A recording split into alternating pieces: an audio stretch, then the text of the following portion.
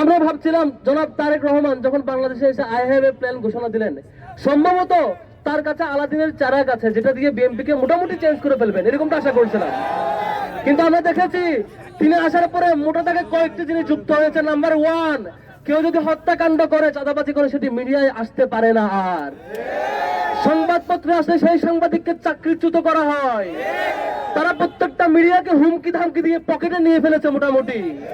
আপনারা ঢাকা বিশ্ববিদ্যালয়ে চাঁদাবাজি ঘটনায় দেখেছেন, চাঁদাবাজি করার সময় হুমকি দেয়, আমরা তো সামনে ক্ষমতা আসবো, টাকা আমার না দিয়ে কারে দিবা, সেই হুমকি তারা দেয়। সারা দেশে সেম হুমকি দিয়ে দিয়ে প্রত্যেকটা সংবাদপত্রকে তারা কন্ট্রোল করতে চায়। আপনারা দেখেছেন যুব দলের নেতাকর্মীরা যখন ঢাকায় পাথর মেরে একজনকে হত্যা করলো, সেই সংবাদ যখন যুগান্তরে আসলো, যুগান্তরে সেই সাংবাদিককে চাকরিচ্যুত করা হয়েছে কয়েকদিন পরে। এইভাবে করে প্রত্যেকটা পত্রিকায় তারা হাতের মুঠোয় নিয়ে আসলো যাতে করে আমরা আর জানতে না পারি।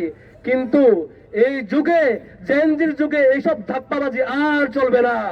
আপনি শেরপুরে খুন করবেন, মুহূর্তের মধ্যে খবর ঢাকায় চলে আসবে, সংবাদপত্র ছাপাক বানা ছাপাক, আমাদের সামনে সেই সংবাদ চলে আসবে, গণপ্রতিরোধ হবে, বারবার 5 আগস্ট ফিরে আসবে এমন করে। আপনারা দেখেছেন সম্মানিত বিক্ষুব্ধ জনগণ, আপনারা দেখেছেন এই যে হত্যাকাণ্ড, এই হত্যাকাণ্ড ধারাবাহিকতা এখানেই থামে নাই।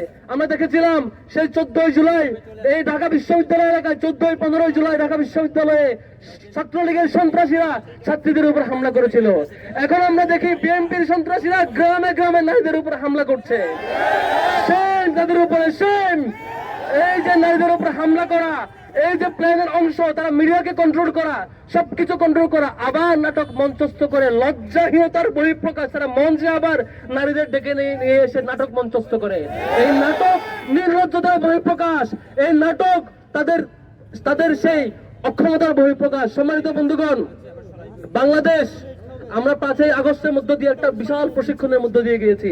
আমরা জানি কিভাবে আর্মি, পুলিশ অফিসার থেকে শুরু করে সবাই নিষ্ক্রিয় থাকলো, কিভাবে সন্ত্রাসের বিরুদ্ধে গণপ্রতিরোধ গড়ে তুলতে হয় সেটা আমরা জানি।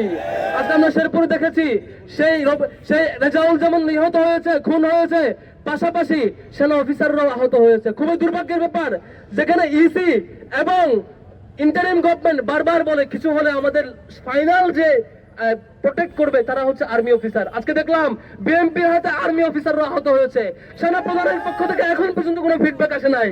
আমরা সেই নির্লজ্জ অ্যাপ্রোচ আমরা দেখতে চাই না।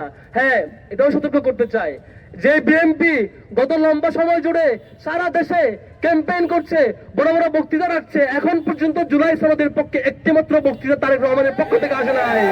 তাদের এই নির্লজ্জ আচরণ, জুলাই শহীদদের প্রতি এই নির্লজ্জ অ্যাপ্রোচ, শহীদদের প্রতি এই বিশ্বাসঘাতকতার জবাব আমরা 12 তারিখ দেব ইনশাআল্লাহ। আমরা এখন সতর্ক করতে চাই, যদি আপনারা সেই হাসিনার পথে হাঁটতে না চান, আপনাদের যদি সেই পালানোর পথ খুঁজতে না হয়, সময় থাকতে আপনার দলকে গোছান, খুনিদেরকে সরান। সেই 12 তারিখ যাতে জুলাই গণঅভ্যুত্থানের পক্ষে, হ্যাঁ ভোটের পক্ষে মতামত দেয়, সেই ক্যাম্পেইন আপনারা শুরু করুন। আপনারা নারী আক্রমণকারীদের বিরুদ্ধে ব্যবস্থা নিন। যদি ব্যবস্থা না নেন, অতি শীঘ্রই দলীয়ভাবে ব্যবস্থা আমরা ধরে নেব। আপনারা সাংগঠনিক সিদ্ধান্ত নিয়ে খুন করছেন, আমরা ধরে নেব। আপনার সাংগঠনিক সিদ্ধান্ত নিয়ে সরাসরি আপনার কমান্ডার নারীদের উপর আক্রমণ চলছে। সুতরাং আমরা এই ডাকসু নয়, শুধু ডাকসু থেকে শুরু করে সারা বাংলাদেশের সকল শিক্ষার্থী আগামী 12 তারিখ আপনার এই খুন, আপনার এই নারীদের উপর আক্রমণ, আপনার এই মিডিয়া কন্ট্রোল করা, প্রশাসন কন্ট্রোল করা, ফেসিবাদ হয়ে যাওয়ার সক্রিয় প্রচেষ্টা, আমরা সকল পথ রুদ্ধ করে লাল কার্ড দেখাবো ইনশাআল্লাহ।